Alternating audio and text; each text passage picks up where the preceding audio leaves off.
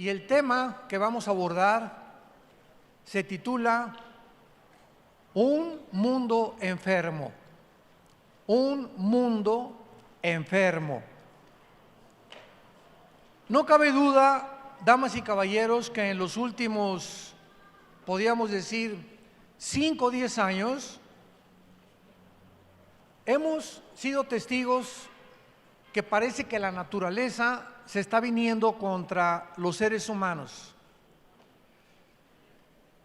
Las fuerzas de la naturaleza se están volviendo en el mundo y hemos sido testigos en los últimos años de huracanes devastadores, tornados, inundaciones, incendios, erupciones volcánicas. El Popocatépetl cerca de Puebla está a punto ya está cansado de nosotros, el Popo.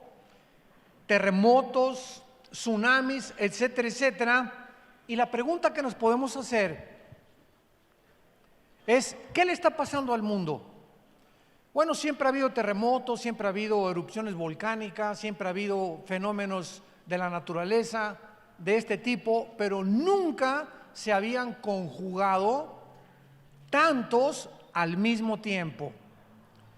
Y una de las evidencias más grandes de que el planeta Tierra se encuentra enfermo, parece que ahorita sí nuestro planeta tiene una bronquitis o una neumonía aguda, son los cambios climatológicos. Cuando ya la primavera no es primavera y en el invierno ya no es invierno, y cuando debe haber calor hay frío, y cuando debe haber frío debe de haber calor, nos damos cuenta que los ciclos de la naturaleza nos indica que verdaderamente la ecología del planeta Tierra se encuentra en gravedad. Y la Biblia nos da respuestas muy claras. Es este libro que tengo en mis manos, el primer libro en haber sido impreso en la imprenta de Gutenberg, el primer libro que se tradujo en la historia a más idiomas y a más dialectos que cualquier otro volumen de literatura en las millones de bibliotecas que están alrededor del mundo. El libro que contiene los registros más antiguos de genética, de química, de física, de antropología, de paleontología, de arqueología y de la disciplina académica que tú me quieras mencionar. No existen en los libros sagrados ni el Popo, ni el Tripitaka de Buda, ni los Vedas de los persas, el que tú me quieras mencionar, el Corán del Islam. No existe un libro, ni siquiera que se atreva a comparar los registros históricos, geográficos, etcétera, etcétera, que contiene la Biblia con cualquier otro libro que tú quieras presentarme. Ni tampoco hay ningún líder religioso, ni Mahoma, ni Buda, ni Mahatma Gandhi, ni Zoroastro, que se pueda comparar con la persona de Jesucristo, el Hijo de Dios, que es el tema de la Biblia, del Génesis al Apocalipsis. Estos 66 libros nos mencionan y está escondido en muchos de ellos la persona del Hijo de Dios. La Biblia nos muestra claramente en el Evangelio de Lucas capítulo 21 que Jesucristo anunció que antes de que Él regresara, el mundo iba a tener estas características, precisamente, no solamente climatológicas como lo vamos a ver, sino morales también y geopolíticas. La unión actualmente de Rusia con China, con Irán, con Siria y con Turquía no es una coincidencia.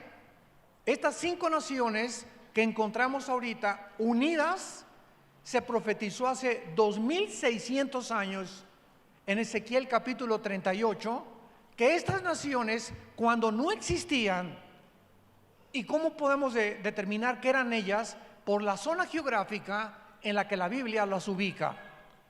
Por ejemplo, Rusia ubica la Biblia como el nombre de Magog, porque los magogitas son los que vienen de los godos, de los escitas, y es la región que ocupa exactamente geográficamente las 15 repúblicas en las que se dividió Rusia en 1991. Y así podemos ver nosotros que en Génesis capítulo 10, los hijos de Noé, de ahí descendieron todas las naciones de los jafetitas, toda Europa, que son los anglosajones, de los camitas, todo el continente africano, y de los semitas o de Sem, el continente o todo el área del Asia Menor y del Medio Oriente. Entonces, es impresionante cómo este libro maravilloso nos puede trasladar de cientos de siglos con anticipación y ponernos en el siglo XXI y corroborar nosotros que solamente Dios pudo inspirar y podemos tener un libro como la Biblia que es incomparable. No hay ningún sistema de filosofía, no hay ninguna ideología humana que la Biblia no haga pedazos. Destruye cualquier sistema de pensamiento que el ser humano ha desarrollado a través de los siglos. Y así podemos nosotros darnos cuenta claramente de que nos encontramos con la verdad. La Biblia es el único libro también que describe verdades absolutas, porque todas las demás filosofías y ideologías que tú puedas leer son verdades relativas, inclusive de la misma ciencia. Dice en Lucas capítulo 21, versículo 9, Cristo está hablando: cuando oigan de guerras y de sediciones, o sea, de tumultos y de insurrecciones en las naciones, no se alarmen, porque es necesario que estas cosas acontezcan primero, pero el fin no será inmediatamente. Entonces les dijo: se levantará nación contra nación y reino contra reino. Y esto, damas y caballeros, no se cumplió hasta el siglo XX. Siempre ha habido guerras, desde Caín mató a Abel, pero no fue hasta el siglo XX, 1914, cuando en la Primera Guerra Mundial se unieron naciones contra naciones. Y en 1939 se inicia la Segunda Guerra Mundial, involucrando a la mayor parte de las naciones en el mundo. Así que nos damos cuenta que el siglo XX fue el inicio de la tribulación, no de las 70 semanas de Daniel, sino el principio de los dolores del ser humano, con las dos primeras guerras mundiales. Después de la Segunda Guerra Mundial hubo más de 273 revoluciones y golpes de Estado. Y ahorita nos encontramos en el siglo XXI, que somos la primera generación de la historia con el suficiente poder nuclear para destruirnos en un minuto.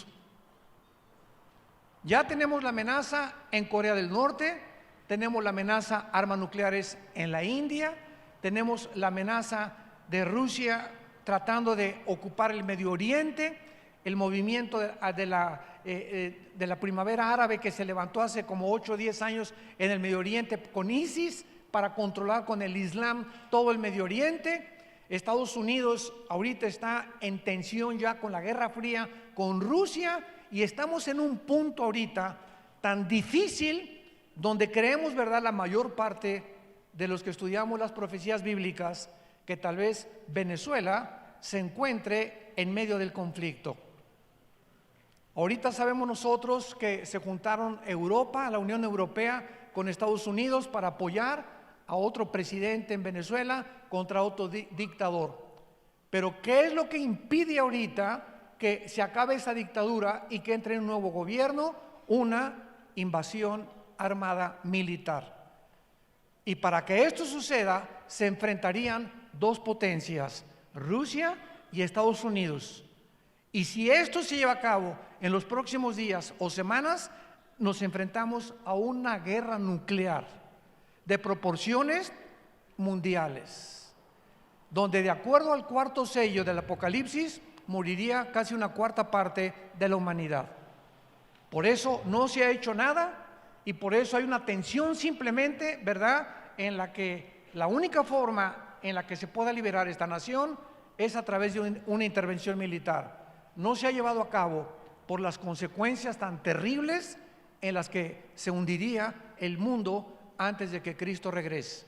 Esto es solamente un ejemplo de lo que Jesús dijo: oirán de rumores de guerras.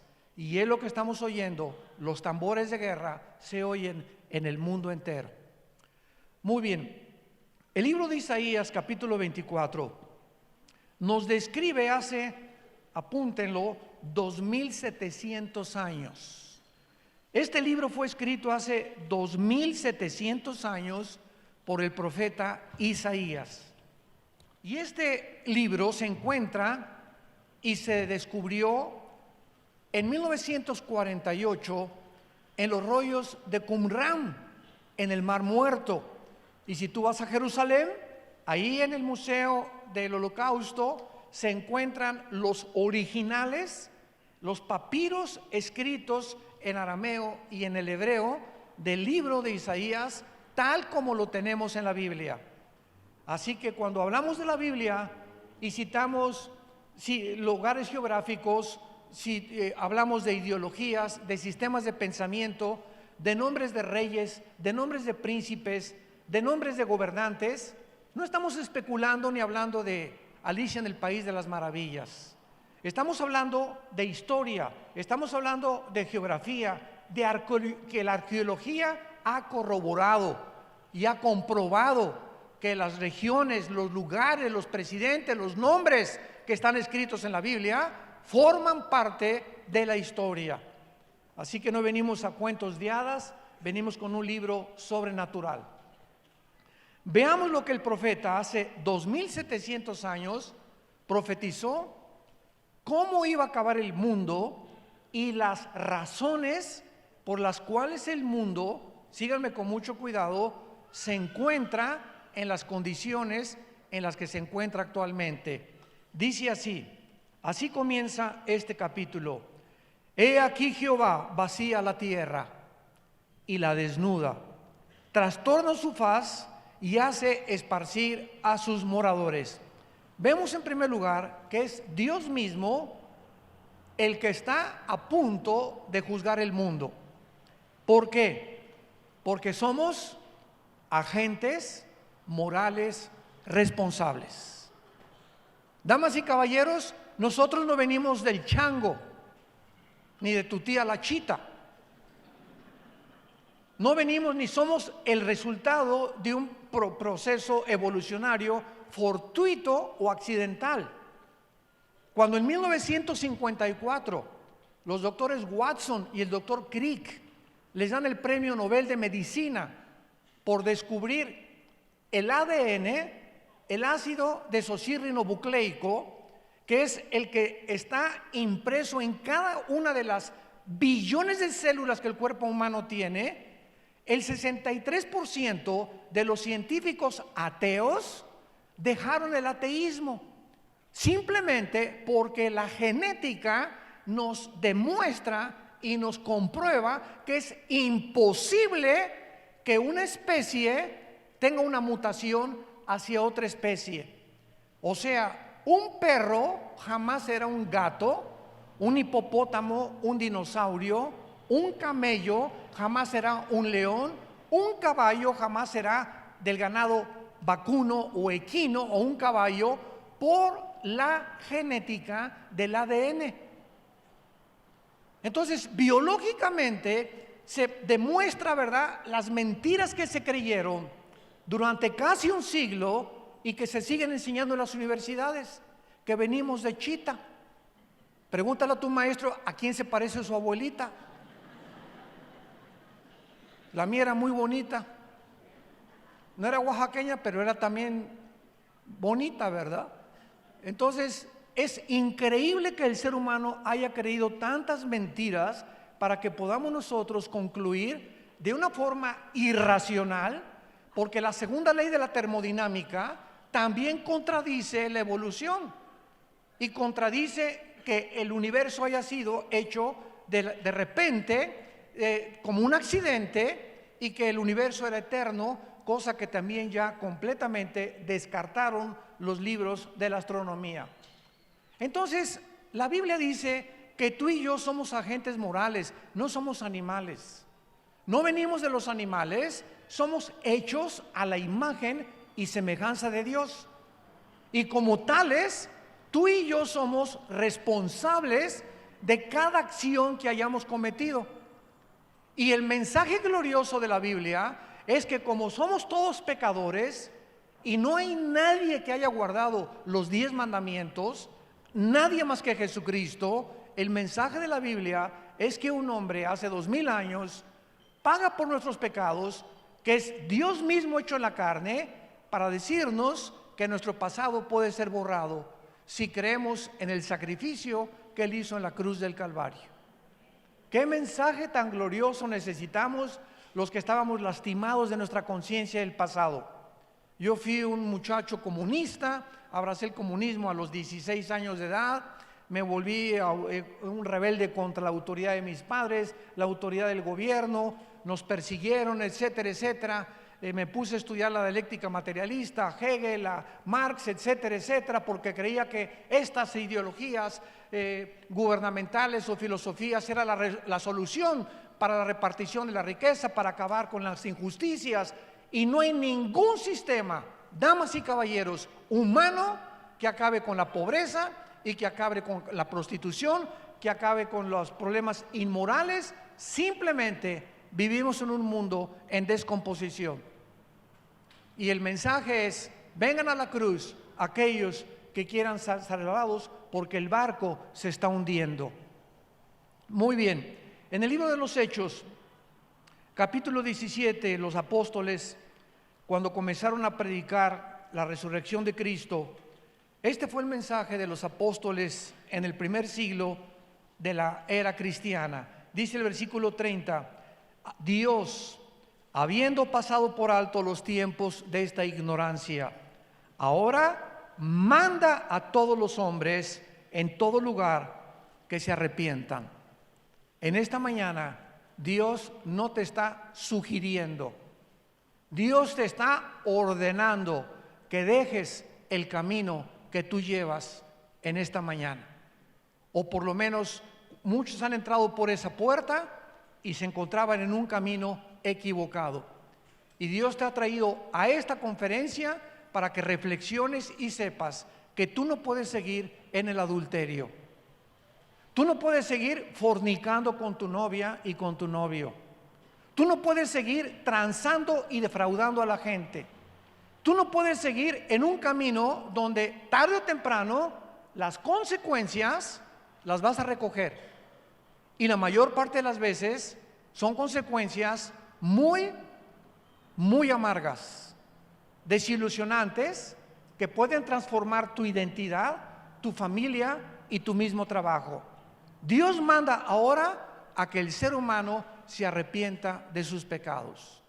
El arrepentimiento es ir caminando por un lado y el arrepentimiento es darte la vuelta en 180 grados y caminar en dirección contraria. Y nadie lo puede hacer si no tiene a Jesucristo en su corazón. Primero tienes que abrirle tu vida a Jesucristo para que Él te dé el poder de volverte en dirección contraria y te convenza de que realmente hay caminos que parecen derechos, pero su fin es camino de muerte. Esto nos habla claramente, ¿verdad?, de que ahora Dios manda a todo el mundo que se arrepienta, y dice el versículo 31, ¿por qué? Porque Dios ha establecido un día en el cual te juzgará. Dios ha establecido un día en el cual juzgará al mundo con justicia por aquel varón, o sea, por Jesús, a quien designó, dando fe a todos con haberle levantado de los muertos. Regresamos a Isaías 24 y dice el versículo 2: Y sucederá, como al pueblo, como al sacerdote, como al siervo, como al amo, como a la criada, como al ama, como al que compra, como al que vende, como al que toma prestado, como al que da logro, así al que lo recibe. En segundo lugar, será un juicio universal. Indígenas, políticos, ricos, clase media, clase social, no va a haber distinción de personas, estarán delante de Dios. Y cada ser humano en el día del juicio va a ser juzgado de acuerdo a la luz que haya recibido acerca del conocimiento de Dios. Muchas veces me han preguntado, oiga, ¿y qué pasará con aquellos que nunca oyeron de Cristo? Es una muy buena pregunta. ¿Y qué pasará, por ejemplo, con los budistas, pues, que nunca hablaron de Cristo ni tuvieron la Biblia? Muy buena pregunta. Y los musulmanes que también nunca han oído hablar de Cristo, y los indígenas, los aztecas, tlaxcaltecas, chichimecas, mixtecos, que nunca oyeron hablar de Cristo ni de la Biblia, ¿cómo los va a juzgar Dios? La Biblia tiene la respuesta en Romanos 2, del 12 en adelante. Y ahí el apóstol Pablo explica en Romanos 2, del 12 en adelante, que las personas que han muerto sin el conocimiento de la Biblia, para que tú lo sepas y no te andes preocupando qué les va a pasar a los demás, los que han muerto sin el conocimiento de Cristo y sin el conocimiento de la Biblia, Dios los va a juzgar por su conciencia. El día que Cristo juzgará los secretos de los hombres. Entonces no nos preocupemos por la gente que no ha oído hablar de Cristo.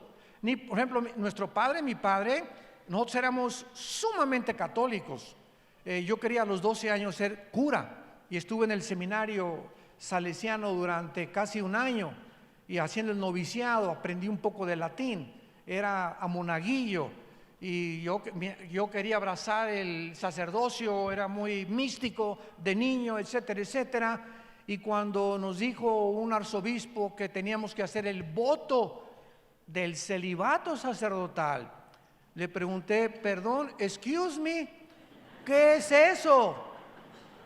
Y me dice, a esa edad que yo tenía 13 años, es que ustedes tienen que hacer un voto que no se pueden casar jamás. Y recuerdo que esa misma tarde, estábamos en Acapulco en el seminario, ahí en la colonia Costa Azul, pasó una güerita en una bicicleta, muy parecida a mi amor.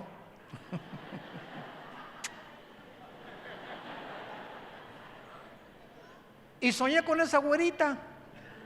Y al otro día le hablé a mi papá a las 7:30 de la mañana. Le dije, papá, yo no puedo seguir aquí. ¿Por qué, mijito? Le dije, porque me gustan las mujeres. Y mi papá estaba feliz, él no quería que yo abrazara esto, aunque era muy católico, pero él no quería, ¿verdad? Pues sabía muy bien, no me quería decir la verdad. Me recogió a las 8:15 de la mañana y me decepcioné muchísimo de la religión y por eso me hice ateo. Porque me di cuenta que eran puras mentiras, eran puras tonterías, etcétera, etcétera, y me fui al otro extremo en contra de la religión.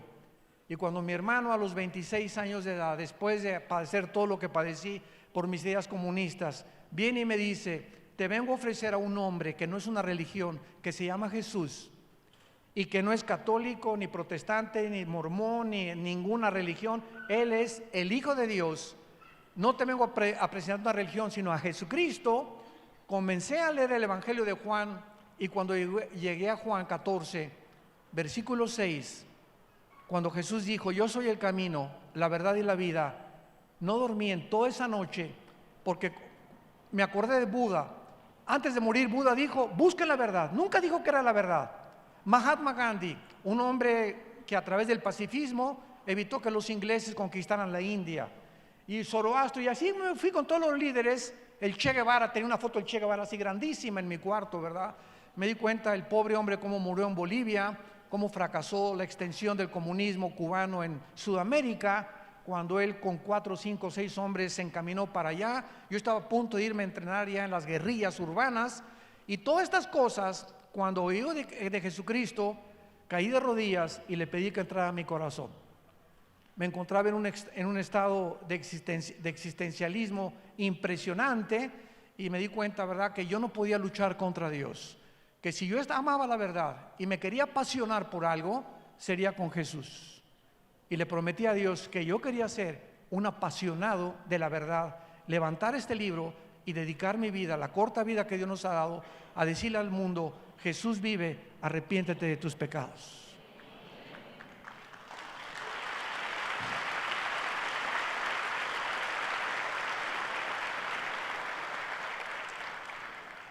El versículo 4 de Isaías 24 continúa diciendo: se destruyó, cayó la tierra. Recuerden, esto fue escrito hace 2700 años. Se destruyó, cayó la tierra. Enfermó, cayó el mundo. Enfermaron los altos pueblos de la tierra. Y la tierra se contaminó bajo sus moradores. Porque vean las 3 razones del juicio de Dios contra este mundo. Número 1, traspasaron las leyes. 2, falsearon el derecho. Y 3, quebrantaron el pacto sempiterno. Por esta causa, la maldición consumió la tierra y sus moradores fueron asolados. Número 1, Dios, asumiendo que Él existe, es lógico que haya puesto leyes en el universo.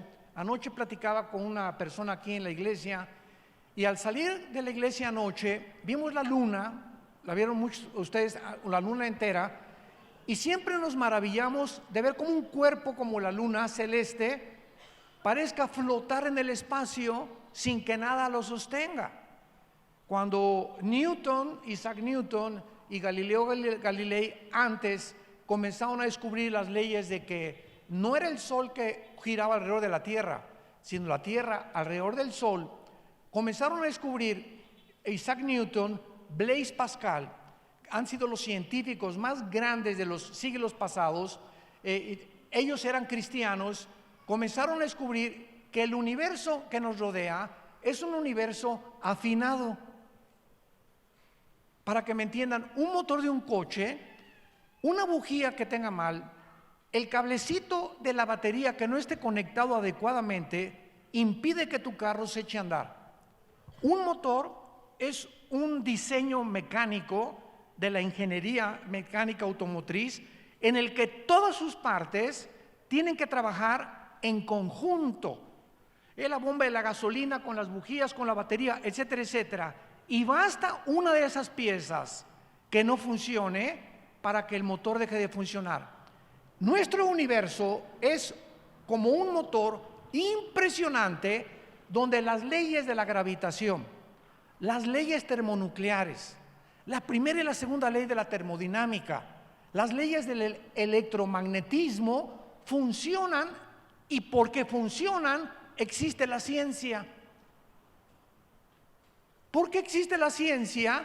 Porque la ciencia se basa en la observación de los fenómenos. Y un científico tiene que ver, observar, tiene que tomar nota y tiene que comprobar después de que eso es constante para que sea científico. Y si no se puede corroborar ni observar, nada puede llamarse científico. Por eso la teoría de la evolución es teoría, porque no se ha observado en más de un siglo que Carlos Darwin la postuló en su libro El origen de las especies, que hay una mutación entre una especie y otra especie. Le llaman el eslabón perdido. Hay la macroevolución, pero no la microevolución. Entonces, un perro puede nacer sin cola, o puede ser chihuahueño, grandanés, pastor alemán, etcétera, etcétera, pero son caninos. Los caballos son ponis, son percherones, caballos árabes, cuarto de milla, pero son equinos. Hay vacas y hay toros cebú, toros de lidia, etcétera, pero pertenecen al ganado vacuno. Son especies que se reproducen y tienen cambios entre ellos, chiquitos, grandes, pero pertenecen a esa especie. Pero no se ha corroborado la mutación de una especie a otra especie. Señores maestros de la universidad que nos acompañan, y esta es la razón por la cual es una teoría que es irracional contra las leyes de la biología y de la física, de los últimos descubrimientos. Entonces vemos claramente, ¿verdad?, que Dios puso leyes morales. Y dice la Biblia, en primer lugar, falsearon, traspasaron las leyes. Dios ha puesto una frontera o una barrera moral porque somos agentes morales. Y así como hay leyes cósmicas, la Biblia nos da las leyes de ética, de conducta y de moral de Dios. Y cuando tú traspasas esas leyes que Dios ha puesto para que no nos crucemos al otro lado, ¿cómo se llama? Cuando te pasas en la calle la luz roja. Se llama transgresión.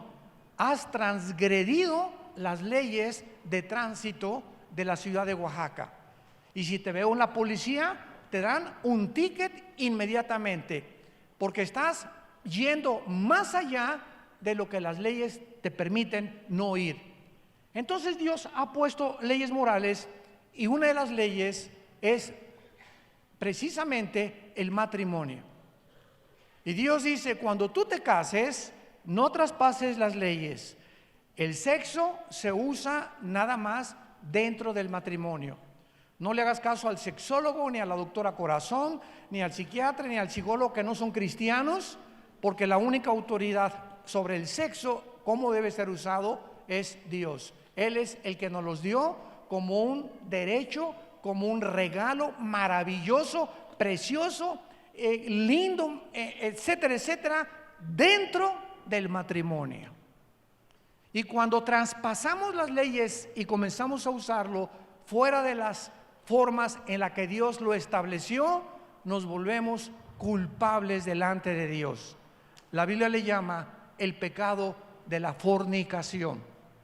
Y dentro de la fornicación es sexo antes de casarte, bestialismo, sexo con animales, dentro del matrimonio, adulterio con una persona que no es tu esposo o tu esposa, hombre con hombre, mujer con mujer. Y hay una depravación actualmente en el mundo donde Dios dice, ya estoy hasta acá, basta. Si la humanidad sigue como está ahorita, se van ellos mismos a autodestruir. Hemos falseado el derecho. Pero además de ese derecho, hay derechos civiles. Señores abogados que nos visitan, antes de Atenas y antes de Roma, les quiero comunicar, si no lo sabían, que los atenienses y los romanos no inventaron el derecho. Las leyes y los principios del derecho y de las leyes para gobernarnos civilmente vienen de este libro de la Biblia. Escuchen, por ejemplo, en el libro de Deuteronomio, en el Antiguo Testamento, capítulo 1, lo que Dios le dijo a Moisés, cómo gobernar, y que lo escuchen ahorita los agentes del Ministerio Público, los senadores que nos están escuchando, los gobernantes, los presidentes, los diputados, los presidentes municipales y todos aquellos hombres y mujeres que se encuentran ejerciendo el derecho civil a favor de los pueblos. Miren lo que la Biblia dice, Deuteronomio capítulo 1, versículo 16 en adelante. Dios le dice a Moisés, número 1, no hagan distinción de personas en el juicio. Así al pequeño como al grande van a oír. No tengan temor de ninguno, porque el juicio es de Dios. Y la causa que os fuere difícil, la traerán a mí y yo la oiré. Desde entonces, desde este libro, el símbolo de la abogacía es una mujer con los ojos vendados. Todos ustedes que son abogados lo saben, con una espada y con una balanza. ¿Qué representa esta mujer? Representa en primer lugar que los que van a ejercer el juicio se venden los ojos y no vean si es rico o si es pobre al que se le está juzgando. Porque si tú juzgas porque la persona tiene dinero y la persona no tiene dinero, has violado y has falseado el derecho. Y eso Dios lo castiga severamente. Número 2, la espada representa la justicia. La justicia tiene que ser ejercida y tiene que ser llevada por el Estado de derecho, porque si no hay justicia en un pueblo, no puede un pueblo ser gobernado. Cuando hay personas que bloquean las carreteras o las autopistas y el gobierno no hace nada, ese gobierno ya no está gobernando, afectando a terceras personas. El gobierno tiene que usar, desgraciadamente, el uso de la fuerza y de la violencia para ejercer el Estado de Derecho cuando es necesario. Y en un caso así, se manda a granaderos, o se manda gases lacrimógenos, o se manda a militares, pero nadie puede atreverse a bloquear los caminos federales sin que nadie del gobierno los interrumpa. Cuando hay manifestaciones y se les permite tener manifestaciones y bloquear las calles a las personas, el gobierno ha dejado de gobernar. Porque para eso es el Estado de Derecho.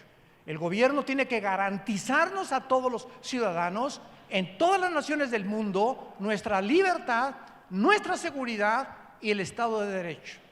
De ahí viene lo que se deriva, que se fundó en 1949 como los derechos humanos. La Biblia dice, falsearon el derecho. Hemos llegado a un punto donde la corrupción de los gobiernos no tiene nombre en el mundo entero. Ya no se juzga con justicia, ya no se juzga con derecho. La corrupción es como un microbio, como una ladilla, ¿verdad? Que comienza a crecer, a crecer, a crecer, a carcomer, a carcomer, a comer, hasta que descompone el carácter de los seres humanos. Y claro que nosotros como pueblo llegamos a un punto, ¿verdad?, donde decimos, basta, queremos justicia, queremos equidad, queremos libertad. En segundo lugar, dice la Biblia que no solamente se han traspasado las leyes y falseado el derecho, y el más grave mandamiento por el cual Dios va a juzgar a la humanidad, lo dice el versículo 5, quebrantamos el pacto sempiterno. Damas y caballeros, ¿saben ustedes cuál es, santos de Dios, el pacto sempiterno? El pacto sempiterno, o sea, que es eterno y que es inviolable, es el matrimonio. El matrimonio es la institución más santa, más sagrada, la más grande que Dios ha establecido antes de los gobiernos civiles, de los estados, de los patriarcas, de las escuelas, antes que cualquier cosa en la creación humana. Dios estableció el matrimonio como el fundamento de las sociedades. Y cuando los matrimonios que forman las familias, porque un matrimonio es entre un hombre y entre una mujer, varón y hembra, y genéticamente la mujer tiene los cromosomas XX y el hombre tiene, nosotros, XY. Tú eres varón y yo soy varón porque cuando mi padre y mi madre tuvieron relaciones, el cromosoma Y de mi papá fertilizó el óvulo de mi mamá y nacimos macho camacho. Tú eres mujer porque llevas 2 cromosomas que los hombres no llevamos. Vean el libro de Malaquías, capítulo 2. Es el último libro de la Biblia para que no se vayan a Apocalipsis. Dice Malaquías capítulo 2, versículo 13 en adelante. ¿Por qué es tan grave violar? ¿Por qué es tan grave?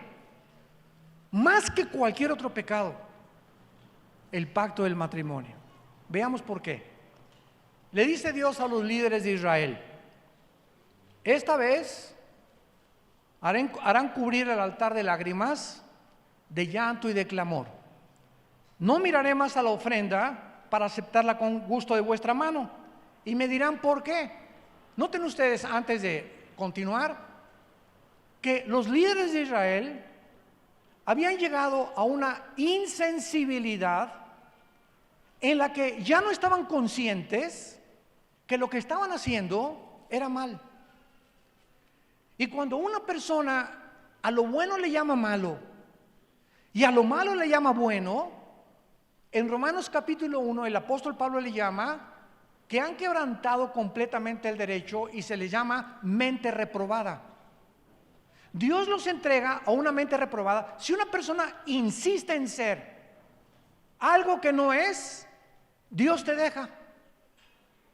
Pues yo quiero nada más hacerme rico.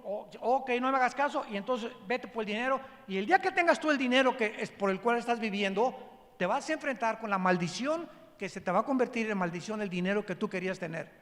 Pues yo quiero tener otras amantes porque tengo dinero. Ok, Dios nos da la libertad, tenemos el libre albedrío. Pero en ese momento, cuando tú insistes o cuando un ser humano insiste en decirle a Dios, déjame vivir solo, yo soy Dios, yo hago mis mandamientos, yo puedo decidir entre qué es bueno y qué es malo. Dios te dice, te dejo. Y es el peor juicio de Dios cuando Dios nos abandona y nos permite hacer cosas que ni los animales pueden hacer. Y estos líderes de Israel llegaron a ese punto, pero querían ir a la iglesia, querían ser religiosos, y Dios les dice, van a llorar, y le dicen, ¿pero por qué? Ya no sabían entre el bien y entre el mal, ¿por qué? Y Dios les dice, ¿por qué? Porque Jehová ha atestiguado entre ti y la mujer de tu juventud, contra la cual has sido desleal, siendo ella tu compañera y la mujer de tu pacto. ¿Por qué? Porque ustedes le han sido desleales a su esposa, a la madre de tus hijos, a la mujer que yo te di como compañera para formar una familia. Y la familia, dice Dios, es el tesoro más grande que yo le puedo dar a un ser humano. Porque bendición de Jehová, Salmo 127, son nuestros hijos. Y ahorita muchos de ustedes pueden tener a sus hijos en drogas o en borrachera, lo que sea. Si tú eres cristiano, persevera y sé paciente. Nuestros hijos son benditos porque están sellados con la sangre del Hijo de Dios. Nadie nos los podrá quitar, nadie.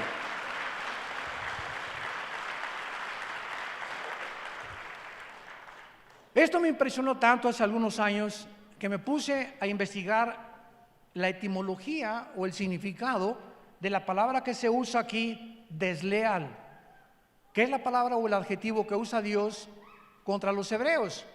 Y a los que les interese la palabra hebrea, bagad, con B de bueno, Baj, H-A y D de David al final, bagad.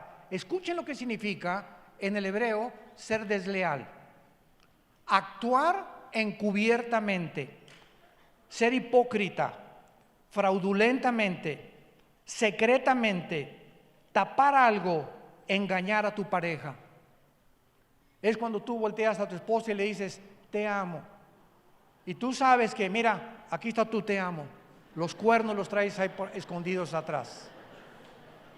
Estás actuando deslealmente, hipócritamente, porque tienes un amante. Porque tienes un amante hombre o una amante mujer. Y eso Dios lo ve. Delante de Jehová están los caminos del hombre, Proverbios capítulo 6, y Él te hará pagar todas tus veredas. Tus pecados, dice la Biblia, te alcanzarán tarde o temprano. Y el problema es que estos pecados siempre nos alcanzan en el área de la psique, de la mente. El pecado distorsiona la visión de Dios, el pecado bloquea al Espíritu Santo, el pecado nos impide, nos perdemos la brújula, perdemos el rumbo, hasta que llegamos al punto que creemos que estamos bien. Y ese es el último punto donde lo que tú haces crees que está bien. Una canita al aire, dicen muchos. Ay, pues todo el mundo lo hace.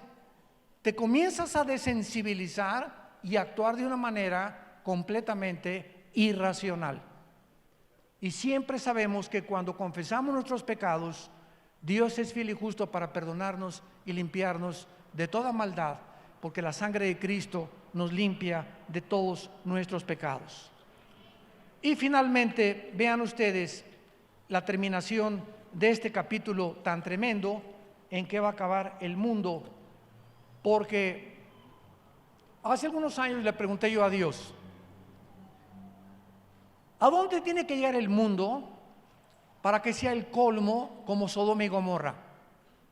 Sodoma y Gomorra y las ciudades vecinas, Génesis capítulo 19, llegaron a un punto donde dice que desde los más pequeños hasta los de la tercera edad practicaban la homosexualidad. Y esto Dios tenía que destruirlo para la preservación y la continuidad de las sociedades. Es el principio de un jitomate podrido con 99 jitomates podridos, que tienes que sacarlo podrido para que los demás puedan comerse o ser comestibles.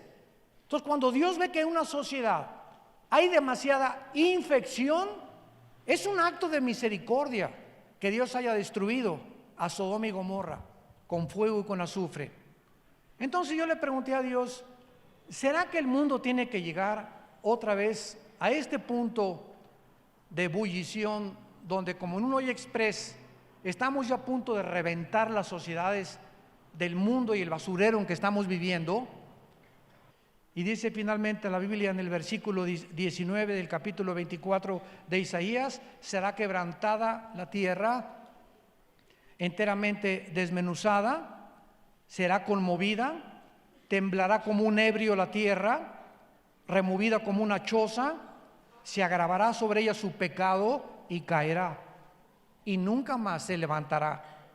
En aquel día Dios castigará al ejército de los cielos en lo alto, y a los reyes de la tierra sobre la tierra. Serán amontonados como se amontonan los encarcelados, y en prisión quedarán encerrados y serán castigados después de muchos días. La luna se avergonzará y el sol se confundirá, cuando Jehová de los ejércitos reine en el monte de Sión y en Jerusalén, y delante de sus ancianos sea glorioso. Todos nosotros que hemos sido cambiados por el poder de Dios mediante la cruz, estamos esperando nuevos cielos y nueva tierra. Todo esto va a desaparecer. Ahora que cayó la famosa catedral de Notre Dame en París, impresionante que en 3 días se juntaron más de 17 millones de euros, y con los niños pobres en más de 10 años no se ha juntado ni un solo millón por una mugrosa catedral. Porque es lo que es eso, la cultura, el arte, lo que tú quieras y mandes, pero es cemento y estatuas, y sí tienen un valor cultural, claro, y el arte es maravilloso, pero es increíble que el ser humano le ponga más énfasis a las cosas del arte que a nosotros mismos. Eso es lo que trato de decirles, a qué grado hemos llegado de desensibilización. En 2 días, 17 millones de dólares para levantar esta catedral, que cuando venga el Señor se va a acabar todos los edificios y todas las estatuas y todas las construcciones que nosotros hemos hecho. Y dice la Biblia que en aquel momento podremos saber que nuestra fe no fue en vano. Gracias le damos a Dios porque por medio de la resurrección de Cristo nos hizo renacer para una esperanza viva. Y en esta esperanza permanece tú hasta el final. Dios recompensa cuando perseveramos hasta el final, seamos fieles hasta la muerte. ¿Cuántos de ustedes en esta mañana quisieran entregarle su vida al Hijo de Dios? Inclinemos nuestra cabeza por unos momentos, y ahí desde tu lugar, Dios te ha hablado a través de la Biblia. Dios te ama, porque de tal manera te ama Dios, que la única manera y la más dramática manera en que nos demostró su amor es muriendo en nuestro lugar, pagando el santo por los injustos, el inocente por los culpables.